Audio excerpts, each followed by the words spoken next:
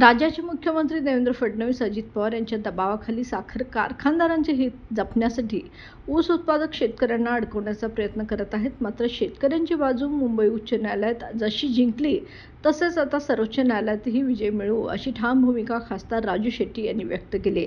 मुंबई उच्च न्यायालयाने 2021चा शासन निर्णय रद्द करून FRP एकरकमी देण्याचे आदेश दिले होते. या निर्णयाविरोधात राज्य सरकारने सर्वोच्च न्यायालयात आव्हान दाखल केले.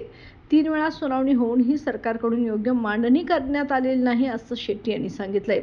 आज झालेल्या सुनावणीत न्यायमूर्ती विक्रमनाथ व न्यायमूर्ती संदीप मेहता यांच्या खंडपीठाने पुढील आठवड्यात सुनावणी नियोजित केली आहे. यावेळी स्वाभिमानी शेतकरी संघटनेच्या वतीने ॲडव्होकेट योगेश पांडे, ॲडव्होकेट दिलीप तौर व ॲडव्होकेट अमोल देशमुख यांनी बाजू मांडली. मार्च 2025 मध्ये एक रकमी FRP देण्याच्या संदर्भामध्ये मुंबई उच्च न्यायालयानं सुस्पष्ट आदेश दिलेला असताना राज्य सरकारनं खरं तर त्याची अंमलबजावणी करायला पाहिजे होती.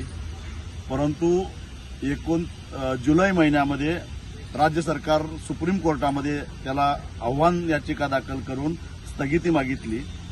29 ऑगस्टला सुनावणी झाली. त्यावेळी राज्य सरकारनं म्हणणं मांडायला वेळ मागितला. सुप्रीम कोर्टानं 8 ऑगस्ट त्यांना वेळ दिली.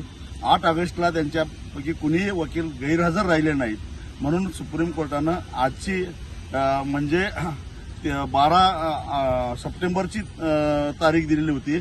आजही त्यांचा वकील गैरहजर राहिला. म्हणजे याचा अर्थ राज्य सरकार रडीचा डाव खेळायला लागलेला आहे. राज्य सरकारला माहिती आहे की सुप्रीम कोर्टामध्ये स्थगिती मिळणार नाही.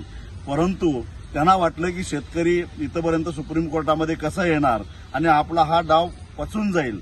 दुर्दैवानं अजित पवारांच्या दबावाला बळी पडून देवेंद्र फडणवीस सुद्धा या कटामध्ये सामील होत आहेत आणि महाराष्ट्रातल्या ऊस उत्पादक शेतकऱ्यांना वाऱ्यावर सोडत आहेत. पण भगवान के घर में देर आहे लेकिन अंधेर नाही. जिंकणार शेवटी आम्हीच आहोत. राज्य सरकारला, अजित पवारांना, देवेंद्र फडणवीसना गुडघा टेकायला लावून एक रकमी FRP घेतल्याशिवाय आम्ही सोडणार नाही.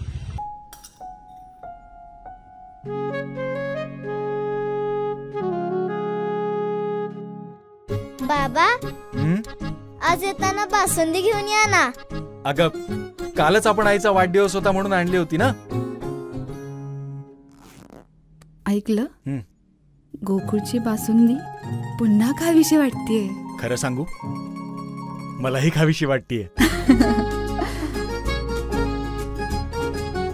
पुन्हा पुन्हा खावीशी वाटणारी गोकुळ बासुंदी.